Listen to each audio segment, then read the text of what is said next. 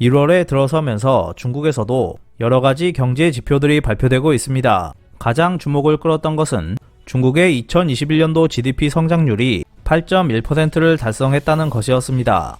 하지만 이 통계를 어디까지 믿어야 할지 의문이 들고 있습니다. 자세한 내용 전해드리겠습니다.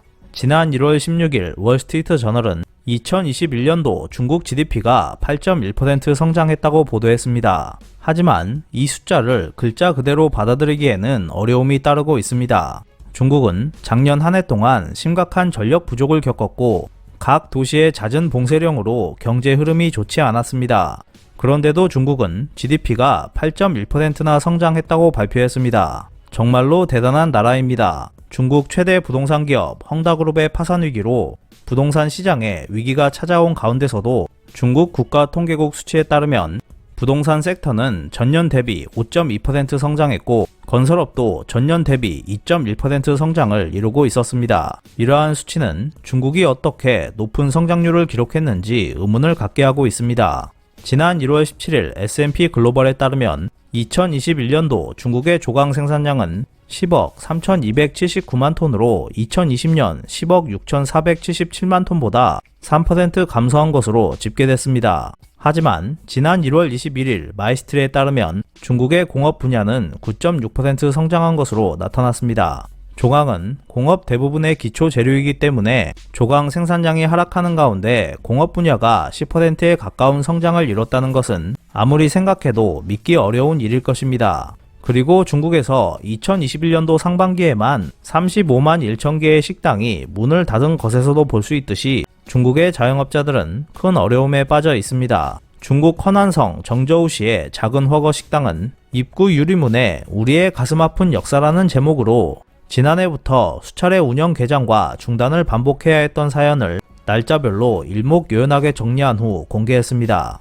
이 가게의 사연은 한때 인터넷상에서 큰 화제가 되기도 했습니다. 이 가게는 2021년 6월 10일 인테리어 공사를 시작해 7월 18일에 개업했지만 이틀 만인 7월 20일 이 지역에 예상치 못한 대홍수가 발생하면서 실현이 시작되었습니다. 그 당시 허난성 일대는 엄청난 강수량을 기록했는데 이는 76년 만에 발생한 역사상 가장 높은 강수량이었습니다. 예상할 수 없었던 자연재해는 무려 일주일가량 계속되었습니다. 이후 이 식당은 간신히 가게 안을 정리한 후 7월 26일에 영업을 재개했지만 6일 만인 8월 1일에 C19 감염 확대로 중국 정부가 상점 운영을 전면 금지시키면서 다시 문을 닫아야만 했습니다. 중국 정부의 이러한 방역 조치로 이 식당은 약 1개월 후인 9월 3일에 영업을 재개했지만 9월에 다시 확진자가 증가하면서 영업이 제한되었습니다. 그리고 10월에 다시 문을 여는 듯 했지만 C19 영향으로 11월 1일에 다시 문을 닫아야만 했습니다. 12월에도 영업을 재개하는 듯 했으나 2022년 1월 3일 정저우시에 새로운 변이가 발생하면서 또 문을 닫았습니다.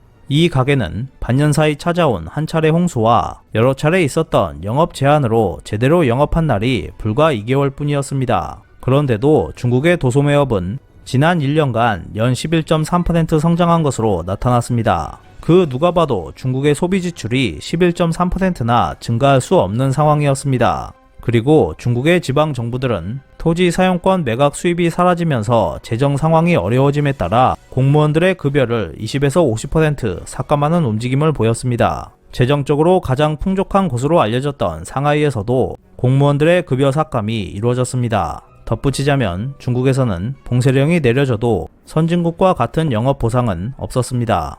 그리고 출근하지 말라는 명령을 받아도 그만큼 급여가 지급되는 것도 아니었습니다. 방역 조치로 인한 강제 격리에 있어서도 숙박비나 식비 등 격리 비용은 자기 부담이고 비용도 꽤 비싼 편입니다. 이런 상황에서 중국인들의 소비 지출을 11.3%나 늘릴 수 있을 만한 구매력이 어디서 나왔는지 의문을 갖게 하고 있습니다. 지난 1월 14일 중앙재경대학 한봉영 교수는 웨이보 블로그에 20만 명의 주택 소유자들이 주택담보대출을 갚지 못해 중국의 4대 은행이 이들의 주택을 압류하는 절차를 법원에 진행했다고 밝혔습니다. 물론 이러한 주택 압류가 중국공상은행, 중국농업은행, 중국은행, 중국건설은행 등 4개 은행에 국한된 것은 아닙니다. 주상은행은 12월에 576명, 1월에 들어서는 8만 9천 명에 대해 압류 절차를 밟았습니다. 민생은행은 1월 들어 2만 3천 명에 대해 상하이 은행은 12월과 1월을 합쳐 8,747명에 대해 압류 절차를 밟았습니다. 이처럼 중국의 시중은행들은 올해 1월에 들어서면서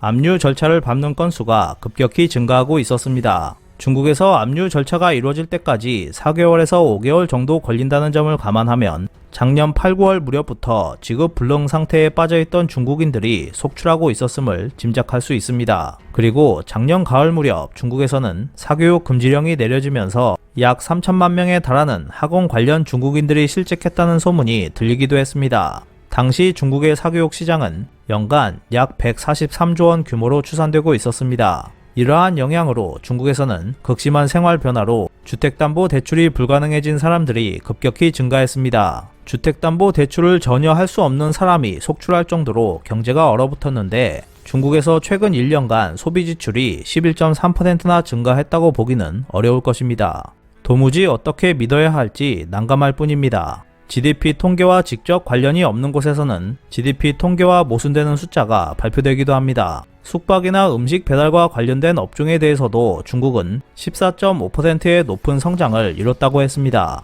하지만 이 역시 2021년 상반기만 해도 숙박업은 9만 6천 곳이 중국 정부의 영업 허가서를 반납했을 정도로 어려움을 겪고 있었습니다. 중국뿐만 아니라 전 세계적으로 여행이 제한되고 있었으니 당연한 일이었습니다. 중국에서 우버형 사업을 진행하고 있는 디디추싱은 2021년 3분기에만 306억 위안이라는 엄청난 손실을 기록했습니다. 식품 배달 대기업인 메이탄의 2021년 3분기 결산도 55억 3천만 위안 적자였습니다. 이러한 것들을 볼 때 어떻게 중국이 숙박 및 음식 배달 관련 업종에서 14.5%라는 높은 경제 성장을 이뤘는지 궁금증을 불러일으키고 있습니다. 그리고 2021년에 중국에서는 IT 업계에 엄청난 역풍이 불었습니다. 2021년 7월부터 중국 당국이 신작 비디오 게임의 승인을 중단함에 따라 그 여파로 중국의 게임 관련 업체 1만 4천 개사가 문을 닫았습니다. 이에 따라 중국의 구글로 불리는 바이두는